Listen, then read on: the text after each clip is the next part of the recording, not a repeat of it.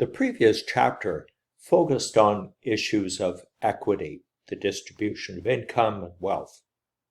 What we're going to turn to now are issues of efficiency, that is, efficiency in the use of society's resources. Of course, it's a concept that we've seen before when we saw this basic diagram of a competitive market in which we focused on the concepts of marginal benefits and marginal costs. Let's have a closer look. In this story, buyers in a market are considering the benefit to themselves when they decide how much to buy, how much they're willing to pay. In the same way, suppliers of goods and services or suppliers of labor, whatever it may be, are also considering the costs to themselves when they're supplying a good or a service.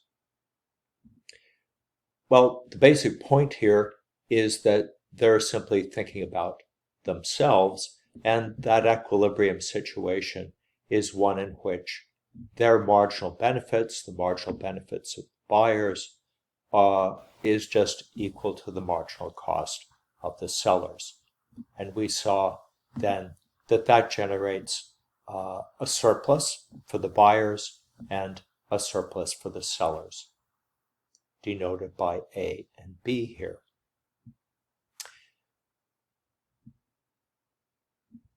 However, we're thinking about this from a social point of view. So the key question that we have to ask ourselves is, do these decisions that are taken by private individuals, private firms, does that leave society as a whole with the greatest net benefit, the greatest total surplus? Or can something go wrong? Well, we've already seen the answer, I think, very early on in your readings. You came across the idea of an externality. So the key assumption that's being made here, if we're going to claim that the market, this competitive market, results in a socially efficient outcome, the key assumption must be that when the buyers consider their benefits and the costs are considered by suppliers, that's all there is to think about from a social point of view. However, if there's external benefits or external costs, or maybe some combination of the two, that market equilibrium is not going to be efficient. Those decisions that people are making are not considering all the benefits and costs to people in society. So somebody's benefits or somebody's costs are being ignored. So if we've got a situation where there are externalities on one side of the market or the other, then it may be the case, would be the case, that private marginal benefits and private marginal costs, the terms that I'll give to the benefits received by those on the demand side and private costs being what's paid by the suppliers, those marginal benefits and marginal costs would indeed be equal here, but social marginal benefits would not be equal to social marginal costs, simply because the benefits and costs, the full benefits and costs, are not being considered. Well, that's all very well. Is this an important issue or not? Let me quote famous economist Joan Robinson, who said in a speech given at an economics conference in Canada back in the 1970s, she said, "In what industry, in what line of business are the true social costs of the activity registered in its accounts?" So in other words, when accountants go to write down the costs that a business faces, are they writing down just the private costs that the firm is facing? Obviously, yes.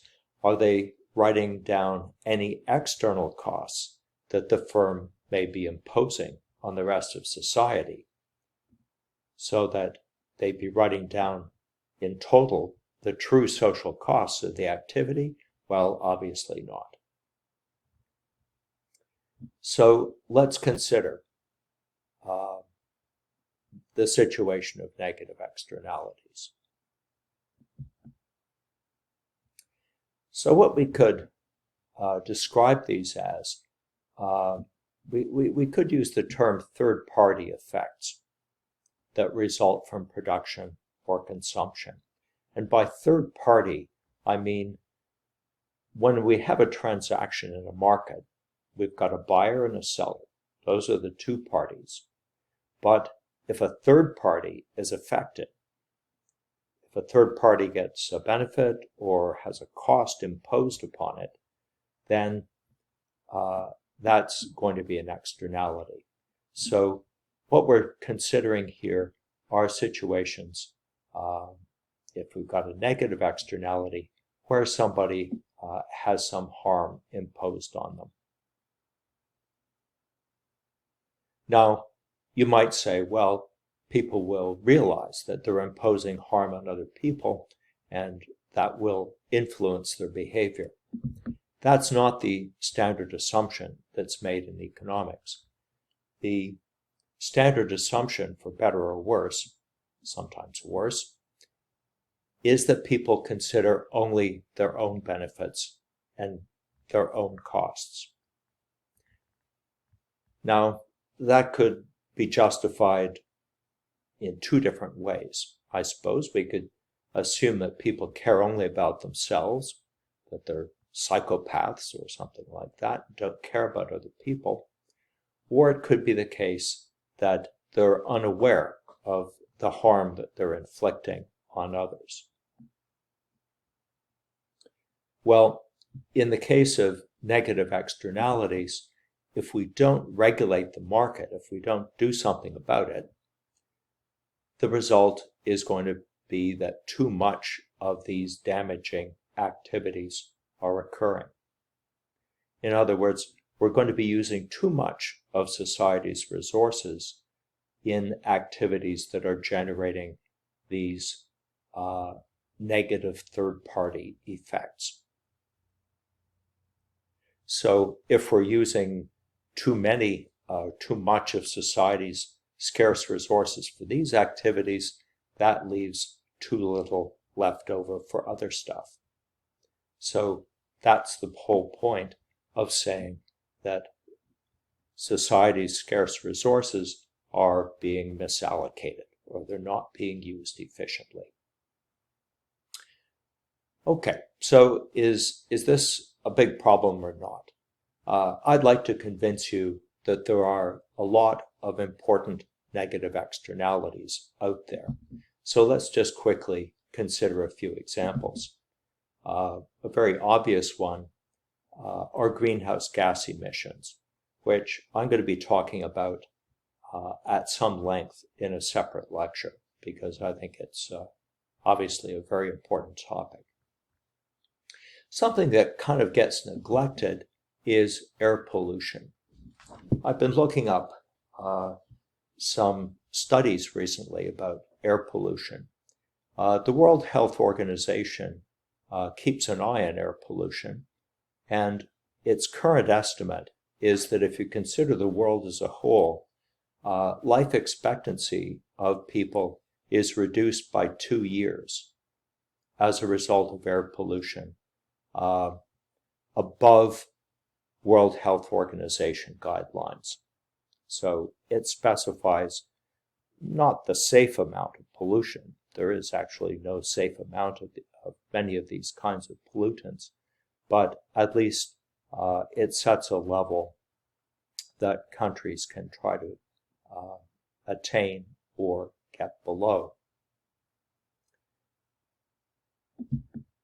The most recent estimate I've been able to find is for 2015, almost 9 million premature deaths every year as a result of this excessive air pollution. This pollution, just for your information, takes the form of what is called fine particulate matter. So, in other words, it's very, very small pieces of material, I believe less than 2.5 microns in size, which get into your body, you breathe them in. They're so small that they can penetrate cell linings in your lungs and get into your bloodstream and ultimately get into all the organs of your body. So they are responsible for a whole variety of different kinds of diseases that result in these premature deaths. There are some places in the world, of course, much more polluted than others. The major cities, New Delhi currently is the worst. It will cost you 10 years of your life expectancy if you live in New Delhi. Beijing, the estimate is about 8 years. But even big European cities are seeing a significant reduction in life expectancy. Almost half a year in London, for example. If you live in Los Angeles, that'll cost you about a year of life expectancy. I would just point out that if eventually there's a switch away from vehicles powered by gasoline and diesel fuel towards electric vehicles, that's going to make a huge difference in these deaths. Well, let's consider some more examples. This is probably something that you haven't thought of, but when you wash your clothes, if you have any clothes that are made of synthetic materials, small bits of microplastics come off in the water. And there can be a lot of pieces, millions apparently, of pieces of microplastic can come off a single piece of clothing in one wash. And that goes down the drain pipe. And while waste treatment plants can remove some of it, much of it still ends up being discharged from as wastewater into lakes, rivers, and oceans. And this stuff is not degradable. It's going to be around forever. Another issue is congestion, road congestion. So if you get out onto a congested road and add to the congestion, that involves a negative externality. You are helping to slow everybody else down, and you're also increasing their risk of accidents. There's also chemical pollutants. Most recent estimate I could find from the World Health Organization, as you can see, 1.6 million preventable deaths. But that's probably an underestimate, because actually a lot of chemicals have never been tested for safety. And so who knows what kind of damage they might be causing. So the chemical industry has really exploded in the last 70 years or so.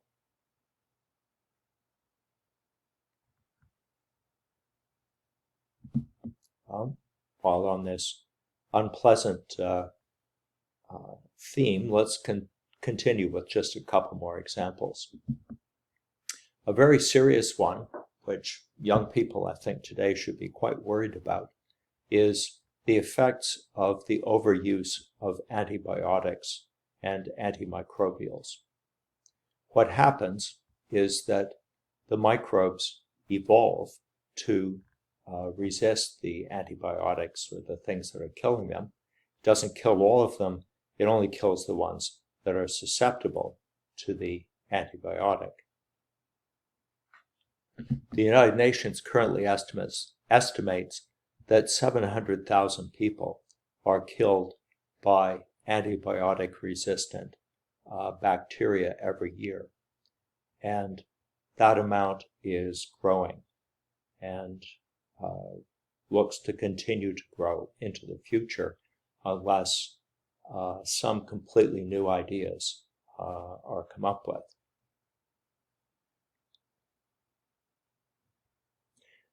I might just add, one of the problems is not just the overuse of antibiotics by people, but it's widely used in agriculture in some countries.